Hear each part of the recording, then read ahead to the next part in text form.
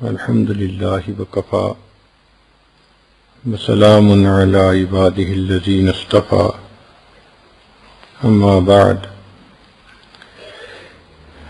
أعوذ بالله من الشيطان الرجيم بسم الله الرحمن الرحيم ولا تقربوا الزنا إنه كان فاحشة وساء سبيلا سبحان ربك رب العزة عما يصفون وسلام على المرسلين والحمد لله رب العالمين اللهم صل على سيدنا محمد وعلى آل سيدنا محمد وبارك وسلم۔ جامعہ زینب کی طالبات کا نتیجہ دیکھ کر دل کو بہت خوشی ہوئی، دل سے دعائیں نکلیں۔ اللہ تعالیٰ ان طالبات کو اپنی مقبول بندیوں میں شامل فرمائے، اور معلمات نے جو محنت کی، پرنسپل صاحبہ نے محنت کی، اللہ تعالیٰ ان کی امیدوں سے بڑھ کر ان کو اجر عطا فرمائے۔ ازدواجی زندگی کی پریشانیوں کی سب سے بڑی وجہ آج کے دور میں میاں بیوی کے درمیان غلط فہمیاں ہیں کہ طبیعتیں ایک دوسرے کی بجائے کسی اور طرف متوجہ ہوتی ہیں۔ دین اسلام دین فطرت ہے، حیا پاک دامنی کی زندگی سکھاتا ہے، چنانچہ جو عورت پاک دامنی کی زندگی گزارنے والی ہو اس کی ہر چھوٹی بڑی بقیہ غلطی معاف ہو سکتی ہیں۔ شوہر ہر غلطی کو معاف کرتا ہے مگر کردار کی غلطی کو معاف نہیں کرتا۔ اسی طرح بیوی کا معاملہ کہ وہ خاوند کی گھر میں ہر تنگی برداشت کرتی ہے مگر وہ کسی غیر عورت کے ساتھ اس کے تعلق کو برداشت نہیں کرتی۔ اس لیے شریعت نے فرمایا وَلَا تَقْرَبُوا الزِّنَا، زنا کے قریب بھی نہ جاؤ، إِنَّهُ كَانَ فَاحِشَةً وَسَاءَ سَبِيلًا، یہ بہت فحش کام ہے اور برا راستہ ہے۔ دین اسلام نے باحیا زندگی گزارنے کی تعلیم دی، چنانچہ فرمایا الحیاء شعبۃ من الایمان، حیا ایمان کا ایک شعبہ ہے۔ چنانچہ فرمایا انہ من لا یستحیی من الناس لا یستحیی من اللہ، جو انسانوں سے حیا نہیں کرتا وہ خدا سے بھی حیا نہیں کرتا۔ نبی علیہ السلام تشریف فرما ہے، پنڈلی مبارک سے کپڑا ہٹا ہے، صدیق اکبر لانو آتے ہیں، آپ اسی طرح بیٹھے رہتے ہیں، عمر فاروق لانو آتے ہیں، آپ اسی طرح تشریف فرما ہوتے ہیں۔ جب عثمان غنی لانو آئے تو آپ صلی اللہ علیہ وسلم نے پنڈلی ڈھانپ لی، پوچھنے پر فرمایا کہ جس شخص سے اللہ کے فرشتے بھی حیا کرتے ہوں میں اس سے حیا کیوں نہ کروں۔ تو ایسی باحیا زندگی صحابہ رضوان کو حاصل تھی۔ باحیا لوگ ہوتے ہیں جو اللہ کے ہاں قبولیت پاتے ہیں۔ کتابوں میں لکھا ہے کہ محمد بن اسماعیل امام بخاری رحمۃ اللہ علیہ اپنے لڑکپن میں ایک مرتبہ اساتذہ کی مجلس میں داخل ہوئے تو ان کے چہرے پہ اتنی حیا تھی کہ محمد بن سلام نے دیکھ کر کہا کہ تم نے ایسا باحیا لڑکا کبھی نہیں دیکھا ہوگا۔ تو لڑکپن میں جو اتنا باحیا تھا پھر جوانی میں اتنا با کمال بنا کہ اللہ نے ان کو امتیازی شان عطا فرمائی۔ ابو موسیٰ رحمۃ اللہ علیہ غسل خانے میں نہانے کے لیے جاتے تھے تو اندھیرا کر کے نہاتے تھے کہ اپنے اعضاء پر بھی ان کی نظر نہ پڑے۔ محمد بن یحییٰ امام زہلی رحمۃ اللہ علیہ کی خدمت میں ان کی باندی 30 سال رہی اور وہ باندی کہتی ہے کہ میں نے 30 سال میں ان کی پنڈلی کو بھی ننگا نہیں دیکھا۔ تو ایسی باحیا زندگی ہمارے اکابر نے گزاری۔ زنا کی بنیادی وجوہات میں پہلی وجہ بے پردگی ہوتی ہے۔ جب عورت بے پردہ ہوتی ہے، غیر مرد کے سامنے آتی ہے، یہ زنا کی پہلی سیڑھی ہے۔ پھر شیطان اس کو مزین کر کے پیش کرتا ہے اور غیر مرد کے دل میں اس کی کشش ڈالتا ہے اور گناہ کا راستہ اس کے لیے ہموار کرتا ہے۔ اس لیے شریعت نے پردے کا حکم دیا، عورتیں پردہ اختیار کریں اگر گھر سے باہر نکلنا ہو، اور مرد اپنی نگاہوں کو نیچا رکھیں تاکہ دونوں کے دل صاف رہیں۔ ایک اور وجہ آج کل سیل فون کا غلط استعمال ہے۔ یہ سیل فون آج کل تو ہیل فون بنا ہوا ہے کہ اسی کی وجہ سے نوجوان بچے اور بچیاں ایک دوسرے کے ساتھ کمیونیکیٹ کرتے ہیں، جس کا نتیجہ برا نکلتا ہے۔ ایک اور وجہ انٹرنیٹ کا غلط استعمال ہے۔ انٹرنیٹ پہ جہاں بہت ساری معلومات انسان کو ملتی ہیں، وہاں بہت ساری جنسی معلومات بھی ملتی ہیں۔ تو شیطان نے راستہ کھول دیا، جو بندہ ایسی ویب سائٹس پہ جانا شروع کر دیتا ہے وہ گناہوں کا مرتکب ہوتا ہے۔ پھر رسالے اور ڈائجسٹ، اس سے بھی اوپر پھر سیڈیز ایسی ملتی ہیں جس میں بہت ہی غلیظ قسم کے مناظر ہوتے ہیں۔ پھر گانے اور میوزک جلتی پہ تیل کا کام کرتی ہیں۔ تو ان تمام چیزوں کی وجہ سے نوجوان نسل بھٹکتی ہے اور خلاف شرع کام کرتی ہے۔ جو بچیاں پردے کا لحاظ رکھیں وہ اپنی عزت و عصمت کی حفاظت آسانی سے کر لیتی ہیں۔ پچھلے دنوں کا واقعہ ہے، ایک مسلمان عورت فرانس ایئرپورٹ پر پہنچی تو امیگریشن والوں نے اس کو روک لیا کہ ہم آپ کا چہرہ دیکھے بغیر آپ کو نہیں جانے دیں گے۔ اس نے کہا کہ میرا چہرہ دیکھنے کے لیے آپ کسی لیڈی آفیسر کو بلا لیں، وہ دیکھ لے کہ پاسپورٹ پہ کیا تصویر ہے اور میری شکل کیا ہے۔ کافی لے دے کے بعد انہوں نے ایک لیڈی آفیسر کو بلایا تو وہ اس کو کمرے میں لے کر گئی۔ وہ جو انگریز لیڈی آفیسر تھی اس نے مذاق شروع کر دیا، تم مسلمان عورتیں کیا لپٹی رہتی ہو، چہرہ چھپائے رکھتی ہو، کیا تم بدصورت ہوتی ہو اس لیے چہرہ چھپاتی ہو؟ آخر کون سا عیب ہے جسے چھپانے کی ضرورت ہے؟ اس طرح کی باتیں اس نے سنانی شروع کی۔ مسلمان عورت پہلے تو اس کی باتیں سنتی رہی، پھر اس کو اللہ رب العزت نے حکمت کی بات سمجھائی تو اس نے اپنے پرس میں سے ایک سویٹ نکالی جو ریپر کے اندر ریپڈ تھی۔ اس نے ریپر اتارا اور وہ سویٹ نیچے فرش کے اوپر پھینک دی۔ پھر اس کو ایک آدھ دفعہ پاؤں بھی لگا دیا اور پھر اٹھا کے آفیسر کو کہا کہ جی آپ یہ کھا لیں۔ آفیسر نے کہا میں تو اسے ہاتھ نہیں لگاؤں گی، یہ تو پولیوٹڈ ہو گئی ہے۔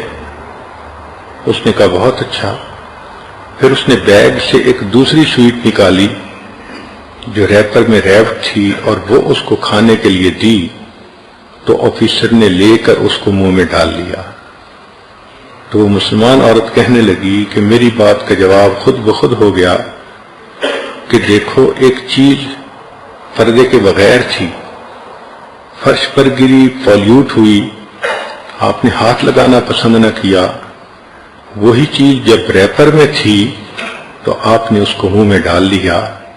عورت کو بھی اللہ نے مرد کے لیے ایک سویٹ کی طرح بنایا ہے، تو اگر وہ اپنے اوپر سے پردہ ہٹا دے، یعنی ریپر ہٹا دے اور وہ ننگی بازاروں میں پھرے تو دوسروں کے ہاتھ لگتے ہیں، ان کی نظریں پڑتی ہیں، وہ پولیوٹیڈ ہو جاتی ہے، تو خامد کا دل ہی نہیں چاہتا اس کے قریب ہونے کو.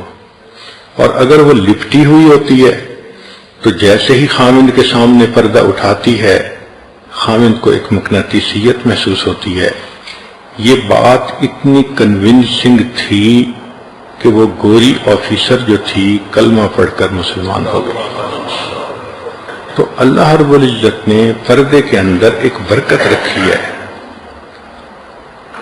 جو عورت پردہ دار ہو وہ جنتی عورت ہوتی ہے. اس لیے سیدہ فاطمہ الزہرا رضی اللہ تعالی عنہا کے بارے میں آتا ہے کہ انہوں نے اسماء بنت امیس سے یہ کہا کہ اسماء، مرنے کے بعد جو عورت کو نہلاتے ہیں نا، مجھے وہ طریقہ اچھا نہیں لگتا کہ جسم سے کپڑے ہٹا دیتے ہیں. اس نے کہا کہ میں نے افریقہ کے لوگوں میں دیکھا ہے کہ وہ میت کو غسل دیتے ہوئے اوپر کپڑا ڈالتے ہیں اور پھر اس کو غسل دیتے ہیں. سیدہ فاطمہ الزہرا نے فرمایا کہ یہ طریقہ بہت اچھا ہے، میں تمہیں وصیت کرتی ہوں کہ جب میں فوت ہو جاؤں تو مجھے تم نہلانا اور تمہیں پانی بھرنے کی مدد علی رضی اللہ عنہ دیں گے کیونکہ وہ میرے شوہر رہے ہیں. تم دو کے علاوہ کوئی دوسرا بندہ اس جگہ پر نہ ہو. چنانچہ جب سیدہ فاطمہ الزہرا رضی اللہ عنہا کی وفات ہوئی تو اسی طرح علی رضی اللہ عنہ پانی بھر کر لائے اور اسماء بنت امیس نے ان کو غسل دیا. اس موقع پہ ام المومنین سیدہ عائشہ صدیقہ رضی اللہ عنہا آئیں تو اسماء نے ان کو وصیت کے بارے میں بتا دیا تو وہ بھی کہنے لگیں کہ ہاں ہم ان کی وصیت کا احترام کریں گے. ام المومنین عائشہ صدیقہ رضی اللہ عنہا بھی وہاں نہیں آئیں. یہ خاتون جنت کا میت تھی کہ جس کو کفن دیا گیا. پھر ان کی وصیت تھی کہ میرا جنازہ رات کے وقت نکلے تاکہ کسی کو میرا جنازہ دیکھ کر بھی پتہ نہ چلے کہ جسمانیت کیسی تھی. یہ وہ خاتون ہے جو محبوب کی نور نظر ہے اور جنتی عورتوں کی سردار بننے والی ہے. جب اس کو اللہ نے اتنی حیا والی زندگی دی تھی تو آج جو لڑکی بے حیائی کی زندگی گزارے گی وہ تو جنت کی خوشبو بھی نہیں سونگھ سکے گی. اس لیے چاہیے کہ ہم نیکی اور پردے کی زندگی گزاریں. آپ کے پاس جب بھی کوئی قیمتی چیز ہوتی ہے آپ چھپا چھپا کے رکھتی ہیں. ڈائمنڈ کی انگوٹھی ہو تو پرس کے اندر ایک چھوٹا پرس ہوتا ہے، ایک زپ ہوتی ہے، اس کے اندر رکھتی ہیں. گھر میں بھی رکھنا ہو تو ایک جیولری باکس ہوتا ہے جو اور باکسز کے اندر ہوتا ہے، وہاں رکھتی ہیں. تو انسان، عورت خود بھی تو ایک قیمتی چیز ہے. شریعت کہتی ہے کہ یہ بھی پردے کے اندر رہے. جس طرح ڈائمنڈ کو چوروں سے خطرہ ہوتا ہے اسی طرح عورت کو لٹیروں سے خطرہ ہوتا ہے جو عزت کے لٹیرے ہوتے ہیں. کوئی آدمی گوشت گھر لے کے آئے تو کبھی وہ اپنے برتن میں ڈال کے سر پہ رکھ کے نہیں لاتا. اس کو پتہ ہوتا ہے کہ کوے آئیں گے اور گوشت کو اچک کے لے جائیں گے. آپ گھر میں گوشت نکالتی ہیں تو کچن میں رکھ کے چلی نہیں جاتی. آپ سمجھتی ہیں کوئی بلہ آئے گا اور یہ گوشت لے جائے گا. اگر 1 کلو گوشت کی اتنی حفاظت ہے تو یہ آپ کا جو 60 کلو کا گوشت ہے پوری باڈی کا، تو اس کو آپ بے پردہ کیسے چھوڑ کے جا سکتی ہیں؟ اس کو اکیلے گھر سے کیسے بھیج سکتی ہیں؟ اس کے لیے بھی بلے پھر رہے ہیں، انسانوں کی شکل میں لٹیرے پھر رہے ہیں. تو اس لیے شریعت کتنی خوبصورت ہے جو باپردہ زندگی کی تعلیم دیتی ہے. ہم نے دیکھا ہے کہ میاں بیوی جہاں دونوں نیکوکار پرہیزگار ہوں اور اس جنسی گناہ سے بچنے والے ہوں، ان کی زندگی اتنی پرسکون ہوتی ہے کہ ان کو دنیا میں جنت کا مزہ آتا ہے. اس لیے ہر گناہ کے نقصانات ہوتے ہیں مگر زنا کے گناہ کے نقصانات دوسروں سے بہت زیادہ ہیں. فرمایا اذا فاتک الحیاء اعمل ما شئت، جب حیا تجھ سے رخصت ہو جائے تو جو چاہے کر۔ چنانچہ زنا کرنے والے انسان کے چہرے سے حیا ختم ہو جاتی ہے، غیرت ختم ہو جاتی ہے، چہرہ بے نور ہو جاتا ہے، بے رونق ہو جاتا ہے۔ چنانچہ بے پردہ پھرنے والی عورتوں کے چہرے کو آپ خود دیکھیں، آپ کا دل کہے گا کہ چہرہ بے رونق ہے۔ تبھی تو بیچاریاں باہر نکلنے سے پہلے کیا کیا لیپ اپنے چہرے پہ لگاتی ہیں اور پھر باہر نکلتی ہیں، اور اللہ کی شان کے ڈر کے مارے وضو بھی نہیں کرتی کہ لوگوں کو حقیقی چہرہ نظر آ جائے گا۔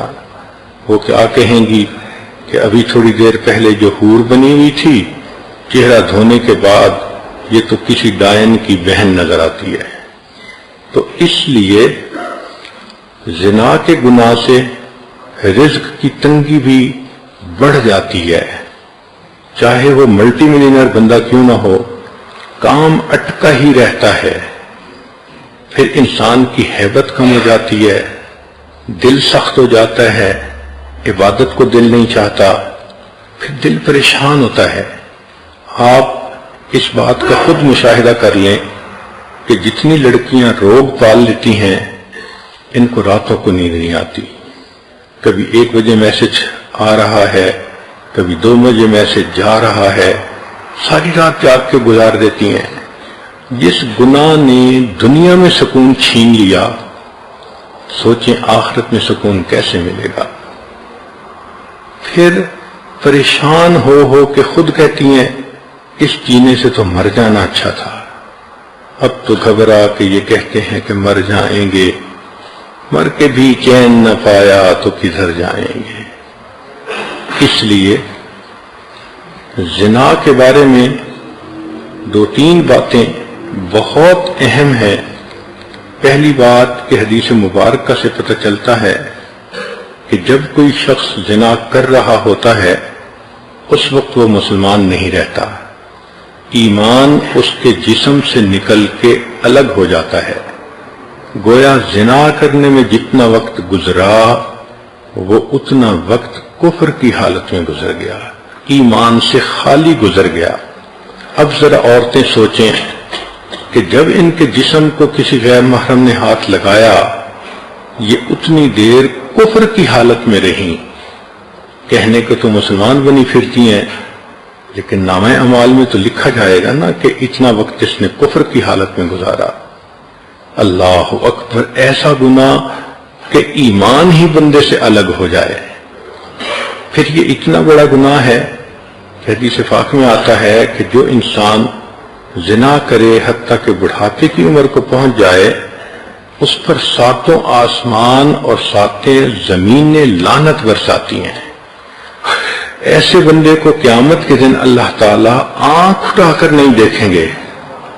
تو غیر کو محبت کی نظروں سے دیکھتا تھا، آج میں تیرے چہرے کو محبت کی نظر سے نہیں دیکھوں گا۔ یہ کتنی بڑی محرومی ہے کہ اللہ تعالیٰ اس شخص کے چہرے کو ہی دیکھنا پسند نہ کرے۔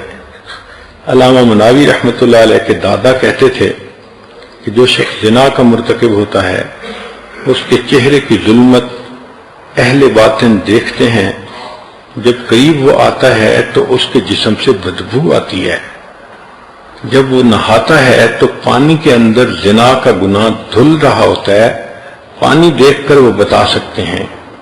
امام اعظم حنیفہ رحمۃ اللہ علیہ کا واقعہ ہے، ایک نوجوان کو نہاتے دیکھ کر انہوں نے دیکھ لیا کہ یہ زنا کا مرتکب ہوا ہے۔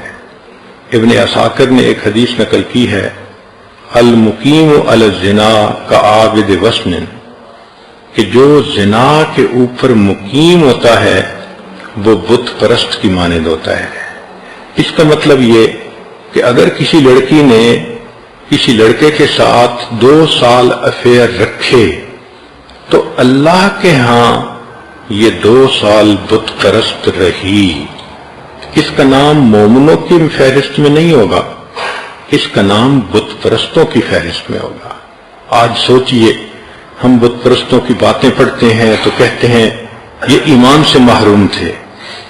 ایسا تو نہیں کہیں ہمارا نام ہی بت پرستوں میں لکھ دیا گیا ہو۔ اس لیے عورتیں اس پوائنٹ کو خوب اچھی طرح سمجھیں کہ یہ زنا کا گناہ ایمان سے محروم کرتا ہے، زنا کا گناہ انسان کو اللہ کے دفتر میں بت پرستوں کی فہرست میں شامل کرتا ہے۔ یہ جو ہوتا ہے نا کسی کو محبت سے چاہنا، ہر وقت اس کا دھیان رہنا، تو میرا دین ایمان سجنا، تو اللہ تعالیٰ پھر بندے کا نام ایمانداروں کی فہرست سے نکال دیتے ہیں۔ تو کتنی عجیب بات ہے کہ جس عورت کا افیئر 5 سال کسی کے ساتھ رہا، وہ 5 سال اللہ کے کاغذوں میں بت پرست بن کر رہی، وہ شرک کرتی رہی، وہ مومنہ نہیں تھی، وہ مشرکہ تھی۔ سوچئے یہ کتنا بڑا گناہ ہے۔ پھر اس کی سزا آخرت میں اتنی زیادہ کہ پڑھ کے کانپتا ہے بندہ۔ ان میں سے ایک سزا یہ ہے کہ جو زانیہ عورت ہوگی اور بغیر توبہ کے مر جائے گی تو جہنم میں اس کو فرشتے ایک غار کی طرف لے جائیں گے، اس غار کے اندر دھکا دے کر اس کے منہ کے اوپر چٹان رکھ دیں گے، وہ عورت نہیں نکل سکے گی۔ اس غار کے اندر بچھو ہوں گے، وہ بچھو اس کے جسم پر اس طرح لپٹیں گے جیسے شہد کے چھتے کے اوپر شہد کی مکھیاں ہوتی ہیں، اور اتنے بچھو ایک وقت میں اس کو کاٹیں گے، اس کو تکلیف ہوگی، مگر اللہ تعالیٰ کے کہیں گے کہ تو نے وہ گناہ کیا کہ جس گناہ کی وجہ سے تیرے انگ انگ نے مزے لیے تھے، آج تیرے انگ انگ میں زہر جائے گا اور اس کو جا کر تکلیف پہنچائے گا۔ سوچئے اکیلا ہوگا، بچھو کاٹ رہے ہوں گے، آج تو کوئی مکھی کاٹ جائے شہد کی تو درد برداشت نہیں ہوتا، بچھو کاٹیں گے اور اتنے زیادہ بچھو ایک وقت میں کاٹیں گے، جسم کی کیا حالت ہوگی۔ چند لمحوں کی لذت کی خاطر بندہ اللہ کے دربار سے دھتکارا جائے، بندہ اللہ کے نظر کے اندر مشرک بن جائے، بت پرست بن جائے، اللہ تعالیٰ محبت کی نظر سے دیکھنا ہی پسند نہ کریں، تو ایسا گناہ کتنا بڑا گناہ ہے۔ اور پھر اس کی ایک اور دنیا کے اندر جو نحوست ہوتی ہے کہ اس گناہ کی وجہ سے میاں بیوی کے دلوں میں فاصلے آ جاتے ہیں۔ اللہ تعالیٰ اس گناہ سے بچنے کی توفیق عطا فرمائے۔ حدیث مبارکہ ہے، وقت کم ہے مگر ذرا سن لیجئے کہ ایک عابد تھا جس نے 60 سال اللہ تعالیٰ کی عبادت کی۔ کان رجل یتعبد فی صومعاتہ نحو من 60 سنۃ۔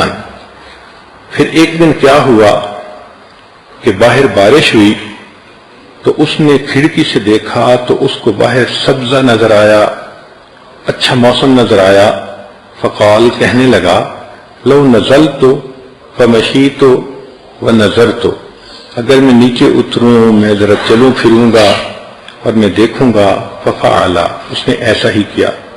فبینما هو یمشی، جب وہ باہر چل رہا تھا، اذا لقیتہ امرأۃ فکلمہا، اس کو ایک عورت ملی، باتیں کرنے لگ گئی، فلم تزل تکلمہ حتی واقعہا، وہ باتیں کرتے کرتے اپنے آپ پہ قابو نہ رکھ سکا حتیٰ کہ اس مرد نے اس عورت کے ساتھ زنا کا ارتکاب کیا۔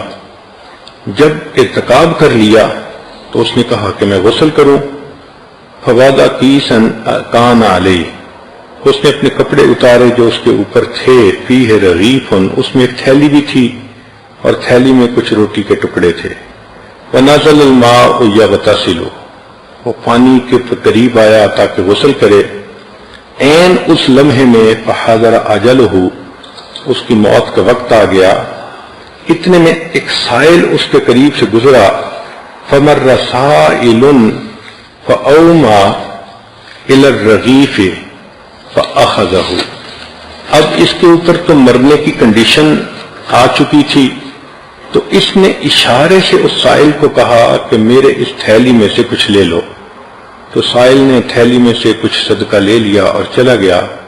ومات الرجل، اس بندے کی وفات ہو گئی۔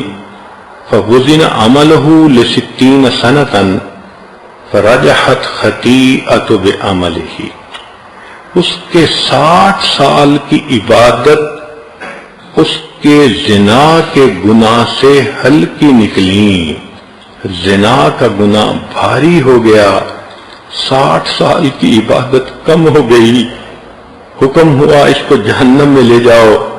پھر کہا ایک عمل اس کا باقی ہے، اس نے مرتے مرتے صدقہ کیا تھا۔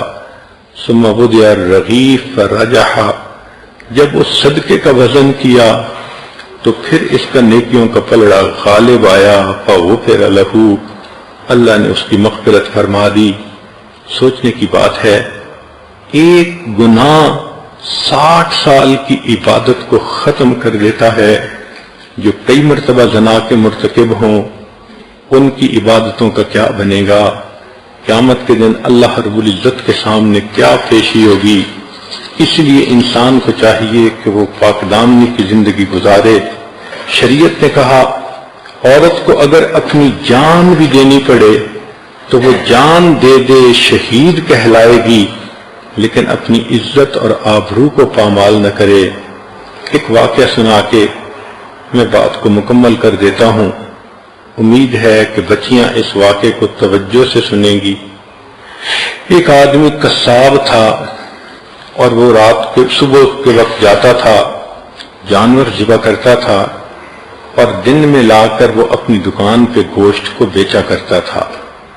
جب وہ جانور کو ذبح کرتا تو اس کے کپڑوں پہ خون لگ جاتا اور واپسی پر وہ خون آلودہ کپڑوں میں ہی آتا، مگر گھر آ کر کپڑے بدل لیا کرتا تھا۔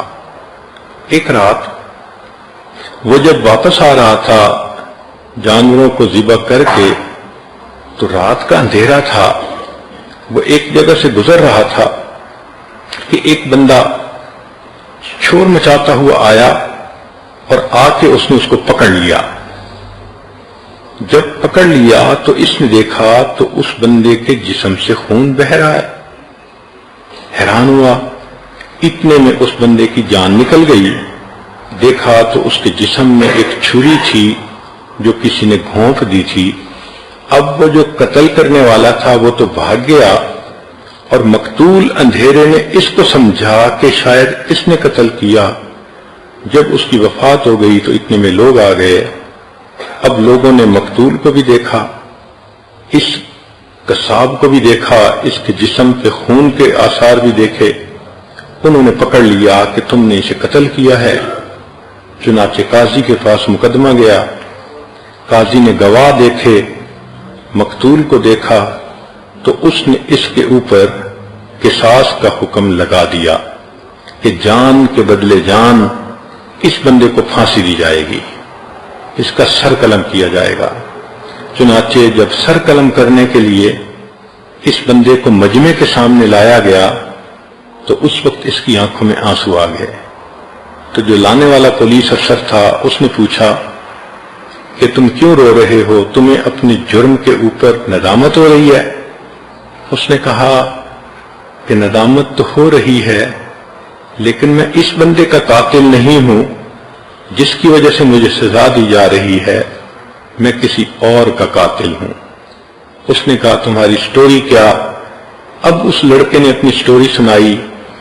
میری جوانی کی عمر تھی، میں اس زمانے میں کشتی چلاتا تھا اور ایک بڑا دریا تھا، لوگوں کو ایک کنارے سے دوسرے کنارے کی طرف لے جاتا تھا۔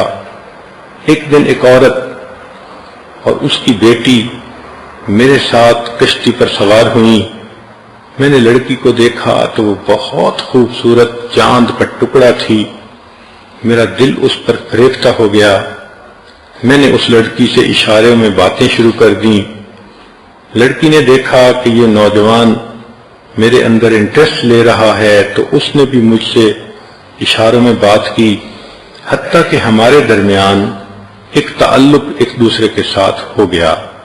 مگر لڑکی نے کہہ دیا کہ میں نکاح کے بغیر آپ کے قریب نہیں آؤں گی، آپ اگر مجھے اتنا چاہتے ہیں تو میرے والد سے بات کریں۔ لگتا تھا کہ وہ لڑکی بہت نیک، تقیہ، نقیہ، پاک دامنہ لڑکی تھی۔ کہنے لگا کہ 1 سال میں اس کی محبت میں تڑپتا رہا، بالآخر میں نے اس کے باپ سے نکاح کا پیغام بھیجا تو والد نے کہا کہ نہیں، میری بیٹی بہت خوبصورت اور بہت نیک ہے، تمہارے پاس نہ علم ہے نہ تمہارے پاس نیکی ہے، تمہارا کوئی جوڑ نہیں بنتا۔ اس نے میرے رشتے کو ریجیکٹ کر دیا۔ میں بہت مایوس ہوا اور خیر اپنی زندگی گزارتا رہا۔ 2 سال اسی طرح میرے گزر گئے۔ میں ایک دن پھر اپنی کشتی لے کے جا رہا تھا کہ ایک عورت آئی اور اس کے پاس 1 سال کا بیٹا بھی تھا اور وہ کشتی میں بیٹھ گئی۔ جب میں نے کشتی چلانی شروع کی اور میں نے غور سے دیکھا تو میں نے دیکھا کہ یہ وہی لڑکی تھی جس کو میں نے اپنی محبوبہ بنایا تھا اور 1 سال جس کی محبت میں پاگل ہوا تھا۔ میں نے اس سے بات چیت شروع کر دی۔ وہ کہنے لگی کہ دیکھو، میرا نکاح ہو چکا، میرا خامن ہے اور یہ میرا بیٹا ہے، میں اب آپ سے بات بھی نہیں کر سکتی۔ میں نے کہا کہ تم پہلے مجھ سے بات کرتی تھی۔ اس نے کہا اس وقت میں کنواری تھی، رشتے کے لیے آپ نے میری طرف توجہ کی تو میں نے آپ کو گائیڈ کیا کہ میرے والد سے رابطہ کریں، چنانچہ اب تو یہ معاملہ اوور ہو چکا۔ میں نے اس کو کہا نہیں، میں نے تمہیں بہت مس کیا، میں بہت تڑپا تمہارے لیے، راتوں کو روتا تھا۔ اس نے کہا کہ مجھے اس وقت آپ سے کوئی بات نہیں کرنی، اس لیے کہ میں کسی کی امانت ہوں۔ میں نے اس کو بہت ہی فحش قسم کی باتیں سنا کر جذبات میں لانا چاہا، مگر وہ بالکل خاموش بت بن کے بیٹھی رہی۔ میرے دل میں گناہ کا خیال آیا۔ میں نے اس سے کہا کہ اچھا، یہ بچہ تو چھوٹا ہی ہے نا، تم اسی کشتی کے اندر اس وقت میرے قریب آؤ اور مجھے اپنی خواہش پوری کرنے دو۔ اس نے کہا دیکھو، اللہ سے ڈرو، میں کسی کی امانت ہوں، تم اس مہر کو مت توڑو۔ مگر میرے اوپر تو شہوت سوار تھی، میں درندہ بنا ہوا تھا۔ میں نے پہلے اس کو پیار محبت سے بہلانا پھسلانا چاہا، جب اس نے صاف انکار کر دیا تو اس وقت میں نے اس سے اس کا بیٹا چھین لیا۔ میں نے اسے دھمکایا کہ دیکھو، میں تمہارے بچے کو پانی کے اندر ڈال دوں گا۔ وہ رونے لگی۔ آخر ماں تھی کہ میرے بیٹے کو ایسا نہ کرو۔ میں نے اس بچے کا سر پانی کے اندر الٹا کر کے ڈالا تو بچہ تڑپنے لگا۔ میں پھر اسے اٹھا لیتا اور میں چاہتا تھا کہ یہ میری بات مان جائے۔ وہ روتی تو رہی لیکن اس نے ہاں نہ کی، حتیٰ کہ بچے کو جب بار بار پانی میں ڈالا تو وہ بچہ فوت ہو گیا۔ میں نے اس بچے کو پانی کے اندر پھینک دیا۔ اب وہ نوجوان لڑکی اکیلی تھی تو میں نے چاہا کہ میں زبردستی اس کے اوپر جو ہے وہ گناہ کروں۔ میں نے اس کی طرف ہاتھ بڑھایا، لڑکی نے اپنے زور کے مطابق اپنے آپ کو پیچھے ہٹایا، چنانچہ میں نے اس کے بالوں کو پکڑا، وہ بے پردہ کر دیا اور میں نے اسے کہا کہ میں تمہیں بھی اسی طرح پانی کے اندر ڈبو دوں گا، تم میری بات مانو۔ اس نے کہا تم جو مرضی کرو، میں اللہ کا حکم نہیں توڑ سکتی۔ چنانچہ اس کے کپڑوں کو میں نے پھاڑ دیا، اس کے سینے کو ننگا کر دیا۔ اب جب اس نے میری بات بالکل ہی نہ مانی تو میرے دل میں خیال آیا کہ اس حالت میں اگر اس کو میں چھوڑ دوں گا تو یہ بچے کے قتل کا مقدمہ بھی میرے اوپر کرے گی اور دست درازی کا بھی میرے اوپر مقدمہ ہو جائے گا، تو بہتر ہے کہ اس لڑکی کو بھی مار دیا جائے۔ پھر میرے اوپر ایسی درندگی طاری ہوئی کہ میں نے اس لڑکی کو دھکا دیا، پانی کے اندر وہ گر گئی اور ڈوب گئی۔ میں نے 20 سال پہلے اس ماں اور بیٹے کو قتل کیا تھا، پھر ڈر کے مارے میں نے یہ کام ہی چھوڑ دیا کہ کسی کو شک نہ پڑے، اور میں نے قصاب کا پیشہ اختیار کر لیا، مگر اللہ کی لاٹھی پہ آواز ہے۔ آج 20 سال گزرنے کے بعد ظاہر میں بے قصور ہوں کہ اس آدمی کو میں نے قتل نہیں کیا، مگر اس قتل کے بدلے اللہ نے مجھے آج پھانسی کے تختے پہ لا کھڑا کیا۔ سچ ہے کہ اللہ کی لاٹھی بے آواز ہوتی ہے، تو سوچئے کہ اس لڑکی کو اللہ نے اتنی ہمت دی کہ وہ اپنی جان تو دے دیتی ہے، اپنے سامنے بیٹے کو مرتا دیکھ تو لیتی ہے، مگر اپنے جسم کو ہاتھ نہیں لگانے دیتی۔ یہ وہ لڑکی ہوگی قیامت کے دن، اس کو اللہ تعالیٰ تاج پہنائیں گے، جنت میں اس کو عزتوں کی جگہ عطا فرمائیں گے۔ آج کی لڑکیاں ذرا اپنے آپ کو دیکھیں کہ کس طرح وہ غیر مردوں کے سامنے ٹیلی فون پہ باتیں کرتی ہیں، محبت کی پینگیں بڑھاتی ہیں، رب کو ناراض کر لیتی ہیں، عاقبت کو برباد کر لیتی ہیں۔ لہذا اگر عورتیں چاہتی ہیں کہ ہمارے گھروں کے اندر سکون ہو، اطمینان ہو، تو سب باتوں کی ایک بات، 100 جوابوں کا ایک جواب، پاک دامنی کی زندگی کو اختیار کریں۔ بے برکتی ختم ہو جائے گی، دلوں کے فاصلے ختم ہو جائیں گے، اللہ کی رحمت کی نظر پڑے گی، اللہ آپ کو پاکیزہ زندگی کے بدلے پرسکون زندگی عطا فرما دیں گے۔ لہذا جتنے بھی بیانات اس اعتکاف کے اندر کیے گئے، ان تمام کا لب لباب یہ ہے، ہماری ازدواجی زندگی کی پریشانیوں کا حل ہماری پاک دامنی کی زندگی کے اندر موجود ہے۔ آج نیت کر لیجئے، اللہ ہم نے گناہ سے توبہ کی، ہم اپنا نام بت پرستوں میں نہیں لکھوانا چاہتے، ہم قیامت کے دن بت پرست بن کے کھڑے نہیں ہونا چاہتے۔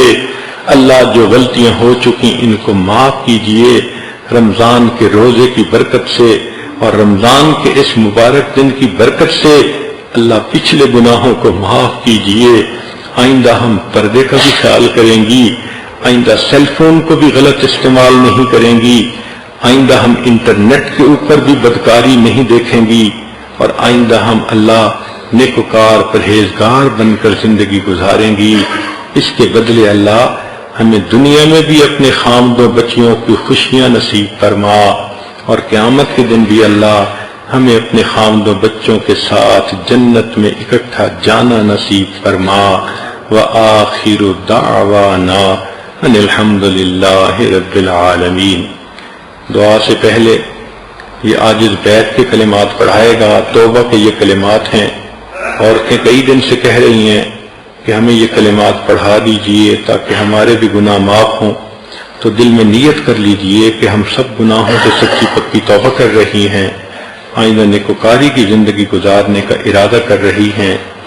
الحمدللہ وکفا وسلام علی عبادہ الذین اصطفی، اما بعد۔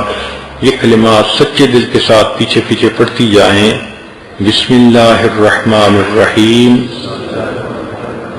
لا الہ الا اللہ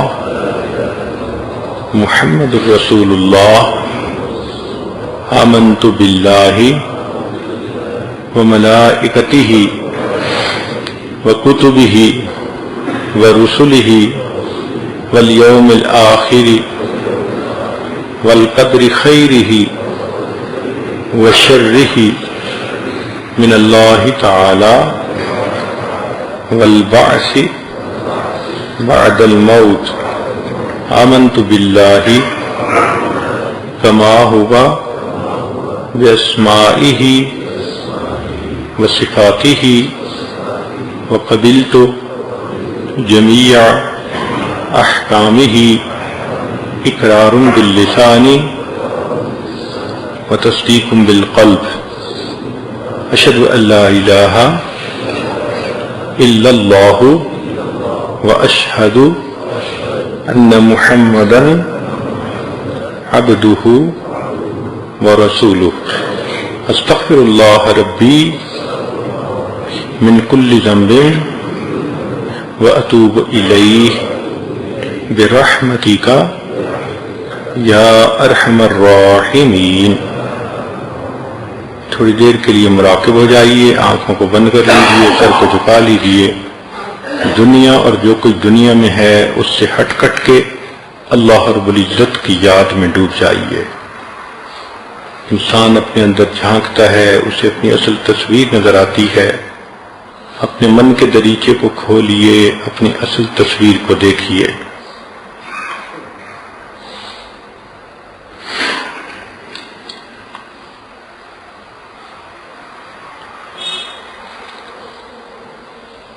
ہوا و حرص والا دل بدل دے،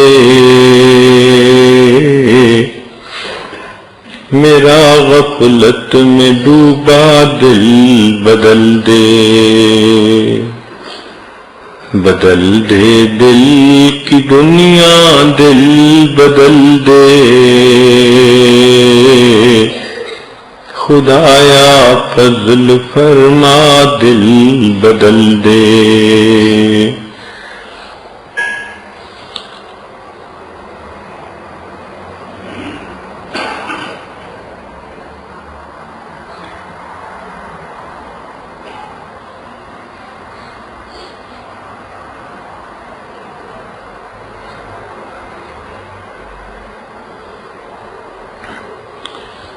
ہوا و حرص والا دل بدل دے،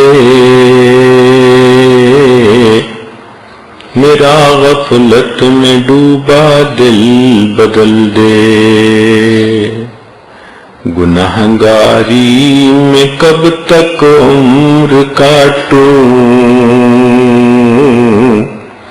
بدل دے میرا رستہ دل بدل دے، سنو میں نام تیرا دھڑکنوں میں، مزہ آ جائے مولا دل بدل دے، ہٹا لوں آنکھ اپنی ماں سوا سے، جیوں میں تیری خاطر دل بدل دے، یہ کیسا دل ہے سینے میں الہی، یہ زندہ بھی ہے مردہ دل بدل دے، پڑا ہوں تیرے در پر دل شکستہ، رہوں کیوں دل شکستہ دل بدل دے، تیرا ہو جاؤں اتنی آرزو ہے، بس اتنی ہے تمنا دل بدل دے، میری فریاد سن لے میرے مولا، بنا لے اپنا بندہ دل بدل دے، گنہگاری میں کب تک عمر کاٹوں، بدل دے میرا رستہ دل بدل دے۔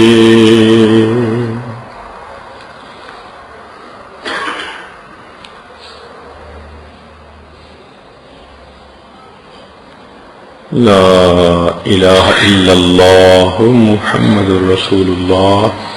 دعا سے پہلے ایک اعلان سن لیجئے کہ جامع زینب کے آئندہ سال کے داخلے ابھی دعا کے بعد شروع ہو جائیں گے، تو جو بچیاں مختلف کلاسز میں داخلہ لینا چاہتی ہیں وہ پرنسپل صاحبہ سے، معلمات سے رجوع کریں اور اپنے نام داخل کروائیں تاکہ ان کا نام فہرست میں شامل کر لیا جائے۔ آج کی دعا اسماء الحسنہ کے ساتھ کروائی جائے گی۔ حدیث پاک میں ہے کہ اللہ کے ناموں میں سے ایک نام اسم اعظم ہے، اس کے ساتھ دعا مانگی جائے تو دعا قبول ہوتی ہے۔ اب ہم نہیں جانتے کون سا نام اسم اعظم ہے، مگر یقین ضرور ہے کہ ان 99 ناموں میں سے کوئی ایک نام ہوگا۔ اس لیے ارشاد باری تعالیٰ ہے وَلِلَّهِ الْأَسْمَاءُ الْحُسْنَى فَادْعُوهُ بِهَا۔ اللہ کے پیارے پیارے نام ہیں، ان ناموں سے اپنے رب کو پکارو۔ تو آج رمضان کا یہ شاید آخری دن ہو، ہم اللہ کو اس کے پیارے پیارے ناموں سے پکاریں گے، معافی مانگیں گے تاکہ اللہ گناہوں کو معاف کر دے، گھریلو زندگی کی پریشانیوں کو اللہ ختم کر دے، اور ہمیں اللہ گناہوں سے جان چھڑا کر نیکوکاری کی زندگی کی توفیق عطا فرمائے۔ اور جو بچیوں نے زندگی گناہوں میں گزاری، بے پردگی میں گزاری، آج سچی توبہ کر کے نیکوکاری کی زندگی شروع کر رہی ہیں، اللہ ان کے لیے آنے والی زندگی کو آسان فرما دے۔ تو اس کا طریقہ یہ ہوگا کہ یہ عاجز پہلے اللہ رب العزت کا نام پڑھے گا، جیسے الرحمن یا اللہ، تو آپ اس کو سنیں گی خاموشی سے۔ جب میں کہہ دوں گا الرحمن یا اللہ تو پھر آپ خود کہیں گی یا اللہ، پھر میں پڑھوں گا الرحیم یا اللہ، آپ سنیں گی، پھر اس کے بعد آپ کہیں گی خود یا اللہ، تو گویا ہر نام کے بعد آپ یا اللہ یا اللہ یا اللہ یہ کہتی رہیں گی۔ انڈر لائنگ آئیڈیا یہ ہے کہ جب بچہ روتا ہے اور امی امی امی امی پکارتا ہے تو ماں کے دل میں محبت جوش مارتی ہے، جہاں کہیں بھی ہو، جتنی بھی مصروف ہو، سب کاموں کو چھوڑ کے آتی ہے، بچے کو اٹینڈ کرتی ہے۔ تو جب آپ اللہ کو یا اللہ یا اللہ یا اللہ پکاریں گی، اللہ کی رحمت بھی جوش میں آئے گی اور اللہ تعالی گناہوں کو معاف کر دیں گے۔ اس لیے پورے یقین کے ساتھ آپ یا اللہ کہنا۔ مزید یہ کہ بچہ جب روتا ہے وہ ارد گرد کا بالکل خیال نہیں کرتا، مجھے بہن دیکھ رہی ہے، ماں دیکھ رہی ہے، فلاں دیکھ رہا ہے، وہ رونے میں مصروف ہوتا ہے اور اس کے رونے کا نتیجہ نکلتا ہے۔ آج آپ جب یا اللہ کہیں گی تو ارد گرد سے بالکل کٹ جائیں، کچھ وقت کے لیے یوں محسوس کریں کہ بس میں ہوں اور میرا رب ہے اور میں اپنے رب کو منا رہی ہوں، اپنے رب کی منتیں کر رہی ہوں، اپنے رب سے گناہوں پہ قلم پھروا رہی ہوں، اور میں نے اپنے لیے جہنم جو خریدی ہے آج میں اس کو چھوڑ کر اپنے رب سے جنت کا فیصلہ کروا رہی ہوں۔ تو آپ بھی کچھ وقت کے لیے اپنے اللہ کے ساتھ مگن ہو جائیں، ارد گرد کا کچھ خیال نہ رکھیں اور یوں سوچیں کہ آج میں نے رمضان کے اس آخری دن میں اللہ کو منا کے ہٹنا ہے۔ اللہ تعالی ہم سے راضی ہو جائے۔ دعاؤں کے لیے ہاتھ اٹھا لیجئے۔ سبحان ربی العلی الوہاب، اللہم صلی علی سیدنا محمد وعلی آل سیدنا محمد وبارک وسلم۔ ربنا لا تزغ قلوبنا بعد إذ هديتنا وهب لنا من لدنك رحمة إنك أنت الوهاب۔ الرحمن یا اللہ، الرحیم یا اللہ، الملک یا اللہ، القدوس یا اللہ، السلام یا اللہ، المؤمن یا اللہ، المہیمن یا اللہ، العزیز یا اللہ، الجبار یا اللہ، المتکبر یا اللہ، الخالق یا اللہ، البارئ یا اللہ، المصور یا اللہ، الغفار یا اللہ، القہار یا اللہ، الوہاب یا اللہ، الرزاق یا اللہ، الفتاح یا اللہ، العلیم یا اللہ، القابض یا اللہ، الباسط یا اللہ، الخافض یا اللہ، الرافع یا اللہ، المعز یا اللہ، المذل یا اللہ، السمیع یا اللہ، البصیر یا اللہ، الحکم یا اللہ، العدل یا اللہ، اللطیف یا اللہ، الخبیر یا اللہ، الحلیم یا اللہ، العظیم یا اللہ، الغفور یا اللہ، الشکور یا اللہ، العلی یا اللہ، الکبیر یا اللہ، الحفیظ یا اللہ، المقیت یا اللہ، الحسیب یا اللہ، الجلیل یا اللہ، الکریم یا اللہ، الرقیب یا اللہ، المجیب یا اللہ، الواسع یا اللہ، الحکیم یا اللہ، الودود یا اللہ، المجید یا اللہ، الباعث یا اللہ، الشہید یا اللہ، الحق یا اللہ، الوکیل یا اللہ، القوی یا اللہ، المتین یا اللہ، الولی یا اللہ، الحمید یا اللہ، المحصی یا اللہ، المبدئ یا اللہ، المعید یا اللہ، المحیی یا اللہ، الممیت یا اللہ، الحی یا اللہ، القیوم یا اللہ، الواجد یا اللہ، الماجد یا اللہ، الواحد یا اللہ، الاحد یا اللہ، الصمد یا اللہ، القادر یا اللہ، المقتدر یا اللہ، المقدم یا اللہ، المؤخر یا اللہ، الاول یا اللہ، الآخر یا اللہ، الظاہر یا اللہ، الباطن یا اللہ، الوالی یا اللہ، المتعالی یا اللہ، البر یا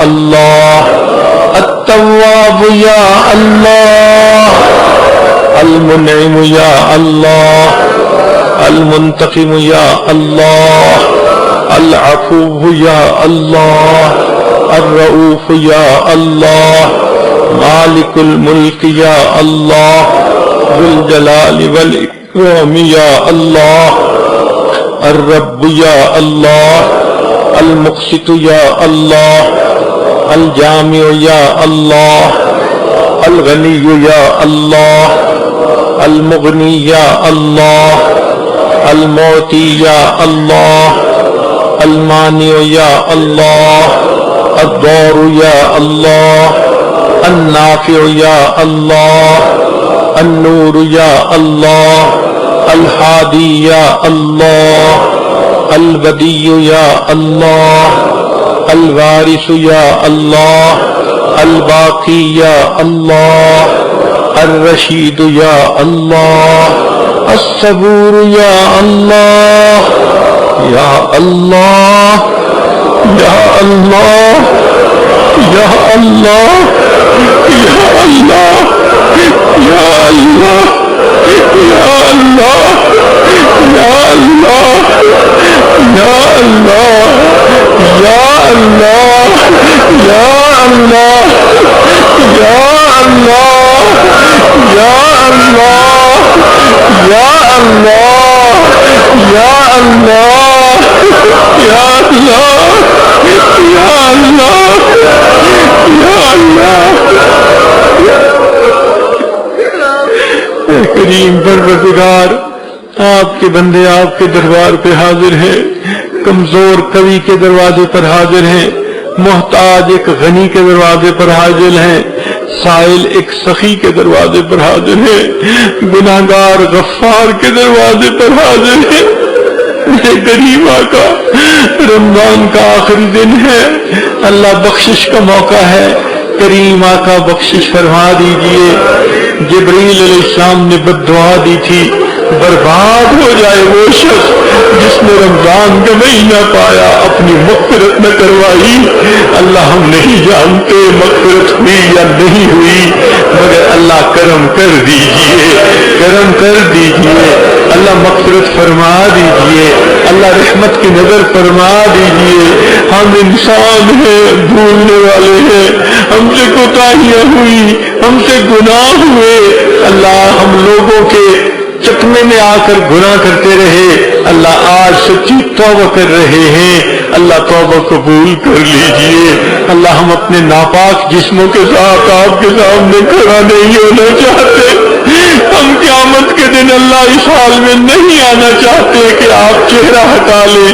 میرے مولا رحمت کر دیجئے, اللہ کرم کر دیجئے, اللہ گناہوں کو معاف کر دیجئے, توبہ قبول فرما لیجئے, اللہ ہمیں جہنم سے محفوظ فرما لیجئے, جنت عطا فرما دیجئے, گھر کی پریشانیوں کو دور فرما, اللہ عورتوں کو خامد و بچوں کی خوشیاں نصیب فرما, رزق کی پریشانیوں کو دور فرما, صحت کی پریشانیوں کو دور فرما, بے اولادوں کو نیک اولاد عطا فرما, جو صاحب اولاد ان کی اولادوں کو نیکوکار بنا, فرما بردار بنا, ماں باپ کی آنکھوں کی ٹھنڈک بنا, جن گھروں میں جوان بچیاں موجود ہیں, بچے موجود ہیں, بچوں کے مستقبل کو روشن فرما, ماں باپ کے لیے فرض ادا کرنے آسان فرما.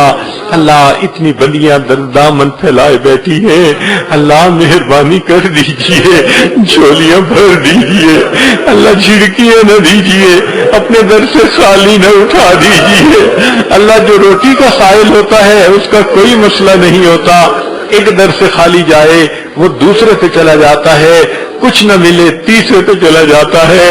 مسئلہ تو ہمارا ہے جن کے پاس ایک در کے سوا کوئی دوسرا در نہیں. اللہ جو آپ کے دربار سے خالی اٹھتا ہے وہی بدبخت ہوتا ہے. اللہ شقی بننے سے بچا لیجئے, اللہ اپنی مدد عطا کر دیجئے, اپنی رحمتوں سے جھولیاں بھر دیجئے. اللہ باپردہ زندگی عطا فرما دیجئے, تقوی و طہارت کی زندگی عطا فرما دیجئے, پاک دامنی کی زندگی عطا فرما دیجئے. اللہ گھروں کی پریشانیاں دور فرما دیجئے, اللہ اولادوں کو نیکوکار بنا دیجئے. اللہ مہربانی کا معاملہ فرما. اللہ آخری رات تو اتنے لوگ جہنم سے بری ہوتے ہیں جتنا پہلی رمضان سے آخری دن تک ہوئے تھے. اللہ آج کی اس رات میں ہمیں بھی گناہوں کی مغفرت والوں میں شامل فرما لیجئے. اللہ جنت عطا فرما دیجئے. اے کریم آقا, ہمیں عمل تو اس قابل نہیں ہے کہ آپ کی بارگاہ میں قبولیت پائیں, مگر اللہ ہمیں جنت صدقے میں دے دیجئے. اللہ صدقے میں جنت دے دیجئے, اللہ صدقے میں جنت دے دیجئے, اللہ صدقہ کر دیجئے. اللہ مہربانی فرما دیجئے. اللہ ہم پر رحمت کی نظر فرمائیے. اللہ جو سچی توبہ کر رہی ہیں ان بچیوں کی توبہ قبول فرما لیجئے. میرے مولا, آج کے اس مجمع میں جوان خون بھی معافیاں مانگ رہا ہے. اللہ اگر آپ نے دھتکار دیا شیطان بہکائے گا, اللہ نفس بھٹکائے گا, جوانیاں ضائع ہو جائیں گی. اللہ توبہ کو قبول کر لیجئے, رد نہ کیجئے. اللہ دھکے دے کے اٹھا نہ دیجئے, جھڑکیاں نہ دیجئے. اللہ قبول فرما لیجئے. اے اللہ, آپ نے عورت کو جو عزت و حرمت دی اس کی وجہ سے چند عورتیں کسی گھر چلی جائیں تو دنیا کے لوگ بھی قتل کے مقدمے بھی معاف کر دیتے ہیں. یہ اتنی بندیاں آپ کے سامنے دامن پھیلائے بیٹھی ہیں, آپ کو منانا چاہتی ہے. اللہ گناہوں کی وجہ سے آپ ناراض رہے اور گھروں میں ہم نے بے برکتیاں دیکھی, پھر بات سمجھ میں آئی کہ ہمیں تو گناہوں سے توبہ کرنی ہے. اے اللہ, آج آپ کو منانے کی نیت لے کے بیٹھی ہیں. اللہ مان جائیے, اے کریم مان جائیے, اے رحیم مان جائیے, اے غفار مان جائیے, اے ستار مان جائیے, اے حنان مان جائیے, اے منان مان جائیے. اللہ نہیں ماننا پھر بھی مان جائیے, پھر بھی مان جائیے. اللہ کریم مان جائیے. اے اللہ مہربانی فرما دیجئے. اللہ دین کی خدمت کے لیے ہماری زندگیوں کو قبول فرما لیجئے. اللہ اس جامعہ زینب کو دن دگنی رات چوگنی ترقی عطا فرما دیجئے. معلمات کی محنت کو قبول فرما, جو طالبات کی محنت ہے ان کو قبول فرما. والدین کو اپنے مقبول بندوں بندیوں میں شامل فرما. جو آئندہ سال داخلہ لینے والی طالبات ہیں اللہ ان کے نام بھی اپنی مقبول بندیوں کی فہرست میں شامل فرما. کریم آقا رحمت کا معاملہ فرما. جو معاونین ادارے کے ان کو اپنے مقربین میں شامل فرما. کریم آقا مہربانی کا معاملہ فرما. پوری دنیا میں جہاں مسلمان پریشان ہیں اللہ سب کی پریشانیوں کو دور فرما. اے اللہ اس شہر کے اوپر خصوصی رحمت نازل فرما. جتنے ایمان والے ہیں اللہ سب کو اپنی خصوصی رحمتوں میں اے اللہ شامل فرما. جو ایمان سے خالی ہیں ان کو ہدایت کی نعمت نصیب فرما. اے اللہ امت مسلمہ کو عزت رفتہ نصیب فرما. ہدایت کی ہواؤں کو عام فرما. مدارس عربیہ کی حفاظت فرما. دعوت و تبلیغ کے کام کی حفاظت فرما، جہاں اللہ اللہ ہوتی ہے ان خانقاہوں کی حفاظت فرما، اقامت دین کی کوششوں کی حفاظت فرما۔ اے اللہ مہربانی کا معاملہ فرما، رب کریم رحمتوں کے فیصلے فرما۔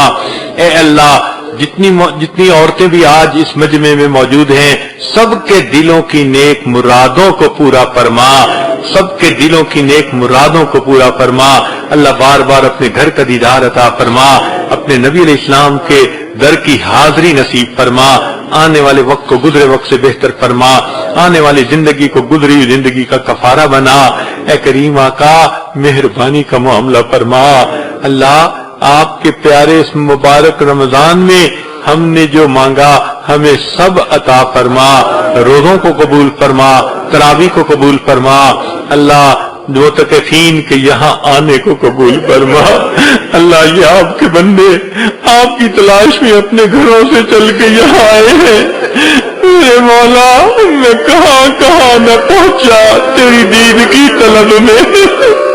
اے اللہ آپ کی دید کی تمنا یہاں لے کے آئی ہے، اے اللہ تمنا پوری کر دیجئے، اپنے چاہنے والوں میں شامل فرما لیجئے۔ اللہ آپ کی چوکھٹ پکڑ کے بیٹھے ہیں، اے اللہ رد نہ کیجئے، اللہ رد نہ کیجئے۔